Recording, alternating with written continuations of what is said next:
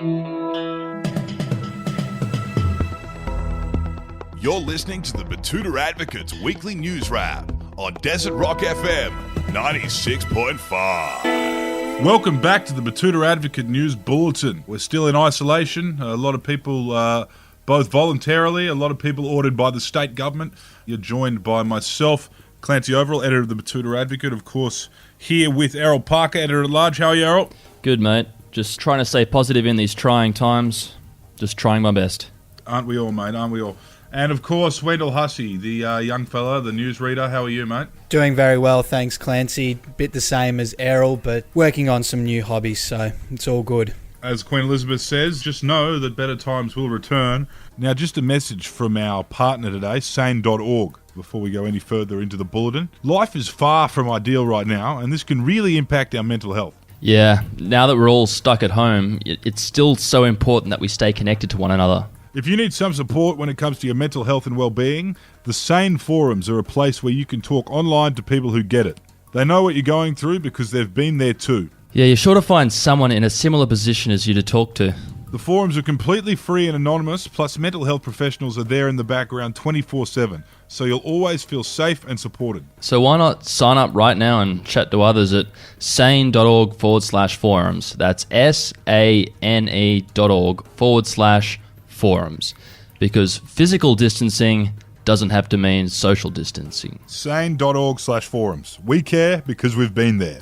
But in the news this week, it's almost like our first non-coronavirus-centric news week this week in isolation. Everyone's still locked down. Everyone's still locked indoors, except Cardinal Pell, it seems. He's a free man, and we wrote a story just after that one broke with a headline, "We need victims to speak up," says legal system that just dismissed an entire jury's decision. Yes, the old bastards there on the High Court caused a bit of stir this week.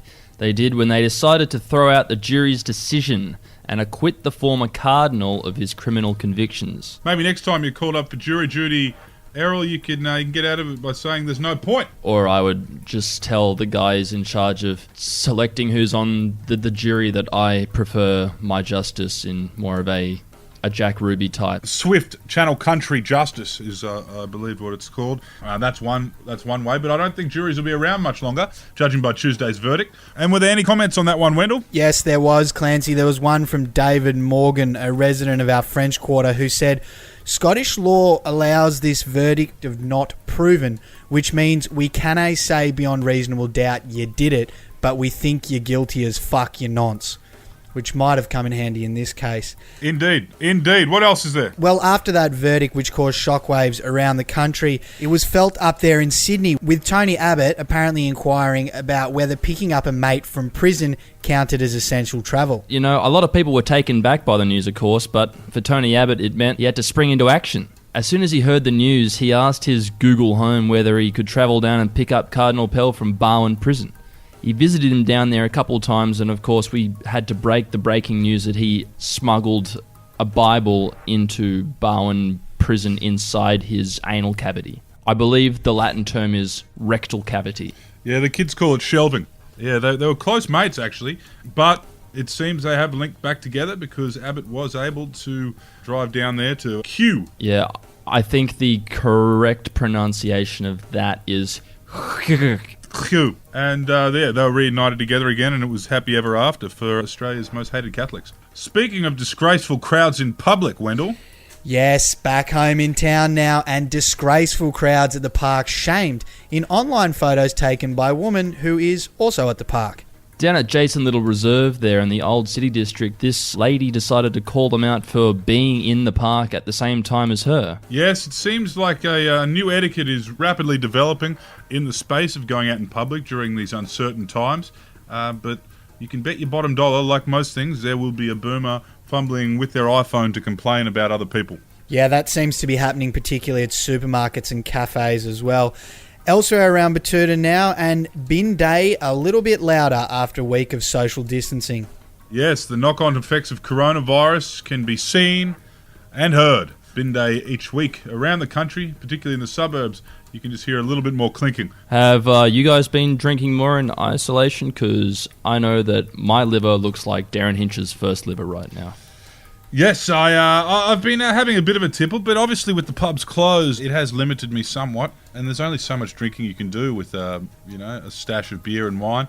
Usually around about 9 p.m. I move on to an array of hard spirits that you just can't keep stocked up in your house. So that I actually have been giving myself a bit of a breather by accident. Well, I like to pour a bottle of red wine out on a baking tray, and then I boil it right down so it's like a thick type of paste. And then once I get the paste, because all the alcohol is evaporated out of it in the oven, I like to mix that with a bit of vodka. Could be nice on ice cream. It's nice everywhere, Wendell. Certainly sounds like it. And there was a comment on that one from Dick Jappy, who said, nothing warms the heart more than the crash and tinkle of the recycling bin being emptied, ready for the next lot of empty stubbies. Who needs Mozart or Beethoven? I'm truly alive. I believe you pronounce that name Dick Yappy, but there's always next time, Wendell. Moving on, and wrapping up now with a bit of a fun story for the week. Purplehead Auntie hasn't posted any anti-vaxxer memes for a little while. Yes, that auntie that sometimes shows up at family barbecues trying to talk about stupid stuff like chemtrails and the high-speed rail bushfire conspiracy has been very quiet of late.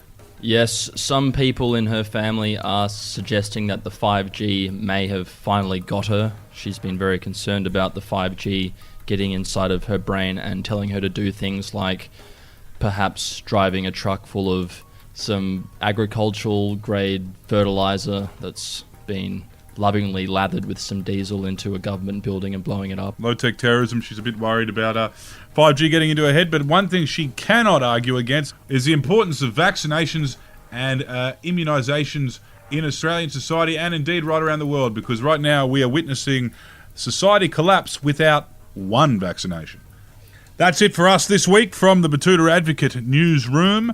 I am Clancy Overell, editor of the Betoota Advocate. Thank you for joining us in isolation. You can see we are starting to go a little bit stir-crazy, but we will continue reporting the news diligently and, of course, accurately and fairly. Thank you for joining me, gentlemen. Yes, enjoy your Easter. Thank you. Easter doesn't exist this year. Stay home. Goodbye.